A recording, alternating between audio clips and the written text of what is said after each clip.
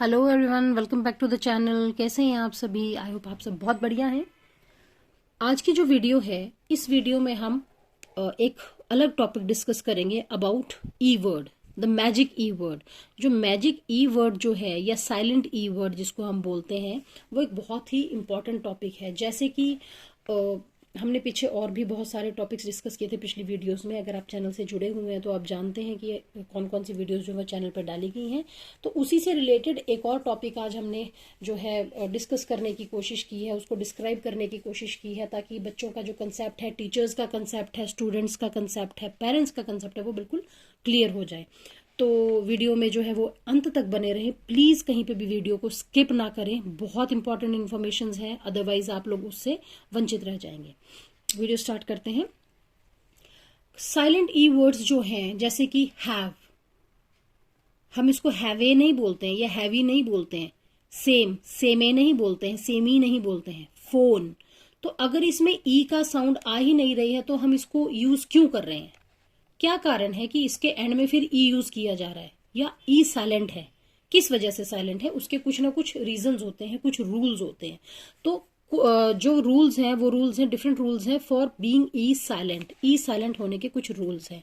पहला रूल है, if E is present at the end. जैसे यहां पे है कि अगर ई प्रेजेंट है एंड में, the vowel before it is called in a long voice by its original name and not the sound। इसका मतलब क्या हुआ?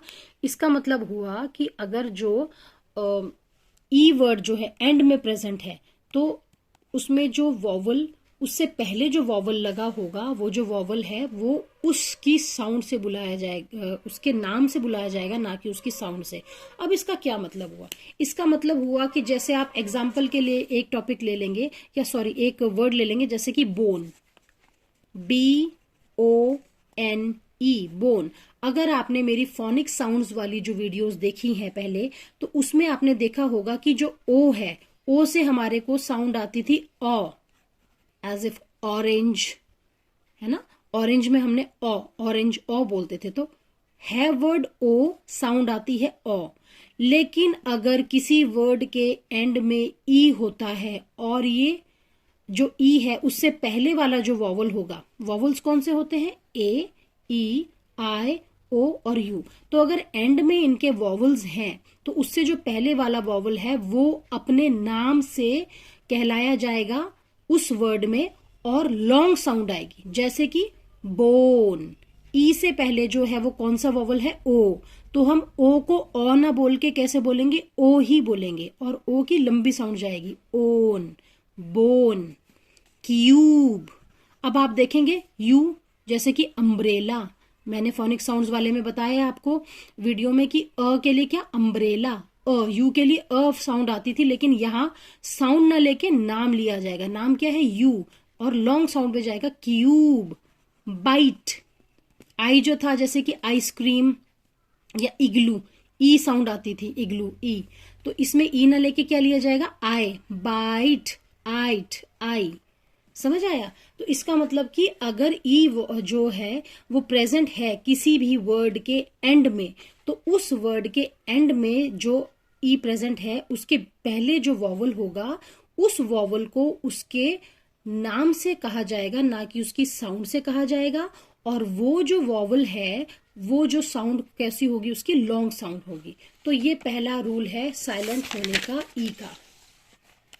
दूसरा रूल आता है, to show that the word is not in plural form. Sorry, कि जो वर्ड है, जो शब्द है, वो प्लूरल फॉर्म में नहीं है। प्लूरल फॉर्म का मतलब क्या हुआ? जैसे कि डेंस, लैप्स, हाउस। अभी मैं आपको मान लो, जैसे हम प्लूरल फॉर्म लिखते हैं, जैसे कि मैं आपको बोलूं डेन, लायन का डेन है। अगर मैं बच्चों को बोलूंगी कि डेन है, एक बहुत सारे क्या हो जाएंगे? तो बच्चे डेंस लिख देंगे। ठीक है, DENS, डेंस लिख देंगे, है ना। तो ये प्लूरल फॉर्म बन गया। तो अगर ई यहां नहीं होता, और यहाँ पे डेंस का मतलब है घना, गहरा, है ना। तो अगर मैं यहाँ पे SEE ना लगाऊं तो क्या होगा? अगर यहाँ पे ई नहीं लगेगा तो ये डेंस बन गया।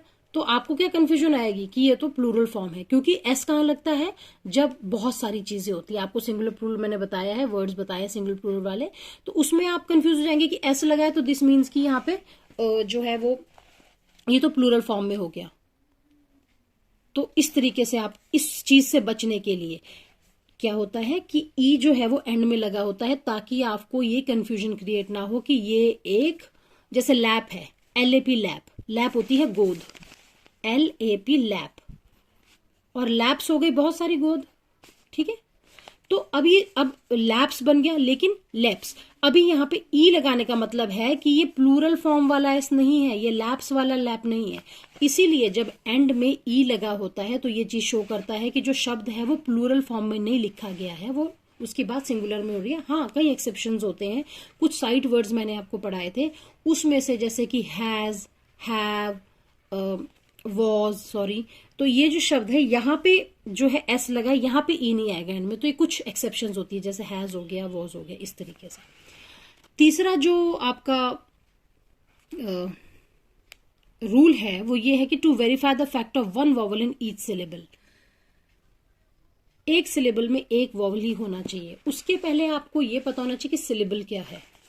सिलेबल वर्ड्स होते हैं विद एटलीस्ट वन वॉवल। अभी देखो, जब हम लोग इंग्लिश पढ़ते हैं तो इंग्लिश में आप लोगों को एक चीज बताई जाती है कि आपको, अभी मैंने जो भी टॉपिक्स डिस्कस किए इंग्लिश के, हमने जो भी पढ़ा उसमें हम लोगों ने ना वॉवल साउंड जरूर की है, क्योंकि कोई भी वर्ड जो है वो वॉवल साउंड के बिना नहीं बनता है। कुछ एक्सेप्शंस को छोड़ के वॉवल साउंड के बिना वर्ड्स नहीं बनते, वॉवल साउंड उसमें होने ही होने चाहिए। हमने CVC वर्ड्स किए थे कॉन्सोनेंट वॉवल कॉन्सोनेंट करके, जैसे कि कैट था, बैट था, रैट था, ई साउंड ले लो आप, आई साउंड ले लो, ओ यू, आपने पिछली वीडियोस देखी होगी, तो सारे में वॉवल्स थे, हर जगह पे वॉवल थे। अब जैसे मैं आपको बोलती हूँ कैट, ये एक वर्ड है, इसका मैं टुकड़ा नहीं कर सकती हूँ। या आप एग्जाम्पल के लिए ले लीजिए कार, सिलेबल बता रही हूं मैं आपको कि सिलेबल क्या है। कार एक वर्ड है, आप इसका टुकड़ा नहीं कर सकते हो, कॉन्सोनेंट वॉवल कॉन्सोनेंट। लेकिन अगर इसी कार से मैं बनाती हूं कार पेट, दो वर्ड्स में डिवाइड हो गया, carpet, consonant vowel consonant, consonant vowel consonant, इसके बीच में भी एक वॉवल है, इसके बीच में भी एक वॉवल है, ये दो सिलेबल्स हैं। जबकि ये हो गया कारपेंटर, तो आप हर टुकड़े में देखेंगे कि इसमें भी एक वॉवल है, इसमें भी एक वॉवल है, इसमें भी एक वॉवल है, तो ये सिलेबल कहलाता है। ये सिलेबल कहलाता है, जो टुकड़ा है, जो पार्ट है, एक ध्वनि का या एक वर्ड का वो टुकड़ा, जिसकी वजह से कि उसको हम अलग कर सकते हैं दूसरे वर्ड से, जैसे कि इसमें नहीं हो रहा है, इसमें दो में हो रहा है, इसको 3 पार्ट्स में डिवाइड हो गया, ठीक है। तो इसमें क्या है, the fact of one vowel in each syllable, her syllable में एक वॉवल होना चाहिए। एग्जाम्पल के लिए मैं आपको बोलूं टेबल, टेबल, अगर मैं इसमें 2 पार्ट्स डिवाइड करती हूं तो टेबल, टेबल, तो इसमें अगर ई नहीं है तो ये इस रूल को फॉलो नहीं करेगा, यानी कि सिलेबल वाला रूल नहीं बनेगा, तो ये सिलेबल नहीं बना, क्योंकि TA अलग हो गया और BLE अलग नहीं है। तो इसको कंप्लीट, इस रूल को वेरीफाई करने के लिए, इस रूल को प्रूव करने के लिए ई लगा दिया जाता है। वैसे ही जैसे हम बच्चों को कई बार सिखाते हैं ना, बच्चे बोलते हैं मैम सेंटर लिखा है, तो सेंट्री क्यों नहीं बोलते हैं, टेबल लिखा है तो टेबली क्यों नहीं बोलते हैं, नहीं बोलते हैं क्योंकि साइलेंट रहता है। लेकिन इसका जॉब क्या है, सिर्फ किस एंड में लग के एक सिलेबल को ये कंप्लीट करे। अगला रूल आता है to change the sound of some words, जैसे कि सी है, मैंने आपको पिछली वीडियो में जहां पे मैंने आपको सिखाया था फोनिक साउंड्स के बारे में, मैंने आपको वहां पे बताया था कि जो सी है उसकी क साउंड भी आती है और स साउंड भी आती है। सी जो है वो क उसकी हार्ड साउंड है और स जो है वो सॉफ्ट साउंड है। उसी तरीके से जी की हार्ड साउंड ग है और जो सॉफ्ट साउंड है वो ज है, ठीक है। तो अगर हम ई प्रेजेंट है after C, then it will be pronounced as S. मैंने आपको शायद पिछली वीडियो में भी ये बताया है कि अगर ई सी के बाद प्रेजेंट है तो सी में से जो है वो क की आवाज नहीं आएगी, स की आएगी। जैसे मान लो मैं कार लिखती हूं तो यहां पे क की आवाज आई, कार, क की आवाज आई। लेकिन अगर सी के बाद में ई है तो वहां पे उसकी प्रोनाउंसिएशन क ना होके स हो जाएगी, जैसे कि फेस, पेस, ट्वाइस, इस तरीके से। तो ये भी एक रूल है। दूसरा उसी तरीके से अगर जी, ये मैंने पिछली वीडियो में भी बताया है कि जी को अगर हम जी के बाद ई लगता है तो जी की साउंड जो है वो ग ना होके ज हो जाएगी। जैसे कि मैं ग्लास बोलती हूँ, ग्लास, तो ये ग साउंड आई। लेकिन अगर जी के बाद ई आता है तो ज साउंड आएगी, जैसे कि एज, पेज, जर्म, चेंज। तो इस तरीके से जो है ये चौथा ये रूल होता है, चौथा जॉब है ई का, साइलेंट होने का। और फिफ्थ जो है keeps U and V away from not being the last letter in the word. देखो क्या होता है कि जो भी हम वर्ड पढ़ते हैं, कोई भी हम शब्द बनाते हैं, अक्षरों के जोड़ से हम इंग्लिश में जो है वर्ड्स बनाते हैं, तो उसमें एक रूल होता है कि कोई भी वर्ड जो है यू और वी से एंड नहीं होगा। एक्सेप्शंस आर ऑलवेज देयर, लेकिन वैसे ये रूल है कि यू और वी से कोई भी जो शब्द है वो एंड नहीं होगा। तो इस रूल को वेरीफाई करने के लिए, इस रूल को प्रॉपर रखने के लिए ई लगा दिया जाता है लास्ट में, जैसे कि हैव, ब्लू, 12, सेव, ड्यू। आवाज वही आ रही है, ड्यू, डी यू, आवाज यही आ रही है, आवाज ई की आ ही नहीं रही है। लेकिन क्योंकि वो वी और यू से एंड नहीं होना चाहिए, इसलिए इसके एंड में जो है वो ई आता है। तो ये 5 जो है मेन काम है ई के साइलेंट होने के। पहला फटाफट से रिकैप कर लेते हैं, एक वीडियो बहुत बड़ा हो जाएगा नहीं तो। पहला क्या है? पहला है कि जो अगर वो एंड में प्रेजेंट है ई, तो ई के एंड में प्रेजेंट होने से क्या होता है, जो उससे पहले वाला वॉवल है वो अपने नाम से जाना जाएगा और लॉन्ग साउंड से बोला जाएगा। दूसरा इसका काम होता है कि ये दिखाने के लिए कि जो चीज है वो प्लूरल फॉर्म में नहीं है, क्योंकि अगर एस लग जाएगा तो वो प्लूरल शो करेगा। तीसरा होता है कि हर syllable, 1 syllable in each word, हर वर्ड में एक सिलेबल में 1 वॉवल इन ईच सिलेबल, हर वर्ड में जो एटलीस्ट एक वॉवल होना चाहिए। तो उस रूल को फॉलो करने के लिए इसको लगा दिया जाता है एंड में। या फिर साउंड चेंज करने के लिए जो है वो सी की स और जी की ज जो है वो साउंड चेंज करने के लिए भी एंड में लगता है, तो साउंड चेंज हो जाती है। और लास्ट आपके पास है कि एंडिंग जो है वर्ड की यू और वी से ना हो, इसलिए भी एंड में ई लगा दिया जाता है। आई होप कि ये इन्फॉर्मेशन जो मैं आप तक पहुंचाना चाहती थी आप तक पहुंच चुकी है। आई होप कि आपको ये समझ आ गया है कि मैं क्या कहना चाह रही हूँ। मेरी वीडियो अगर आप लोगों को पसंद आई हो तो प्लीज़ लाइक कीजिए, चैनल को सब्सक्राइब कीजिए अगर चैनल पे नए हैं, और ज़्यादा से ज़्यादा जो है वीडियो शेयर कीजिए अपने फ्रेंड्स फैमिली के साथ, क्योंकि बहुत ही इंपॉर्टेंट वीडियो है, बड़े बच्चों के लिए बहुत इंपॉर्टेंट है, जो कि बार बार क्वेश्चन करते हैं कि ई यहाँ पे लगा तो इसको इस तरीके से क्यों नहीं बोला जा रहा है, क्या रीज़न है। हम बच्चों को चुप करा देते हैं कि इसको ऐसे ही बोलते हैं, ऐसे ही पढ़ो, इसमें साइलेंट होता है। लेकिन साइलेंट क्यों होता है, क्या रीज़न है? दिस इज द रीज़न कि ई जो है वो साइलेंट रहता है, और इसीलिए जो हम इनको मैजिक ई वर्ड्स भी बोलते हैं। मेरी वीडियो को वॉच करने के लिए बहुत बहुत धन्यवाद।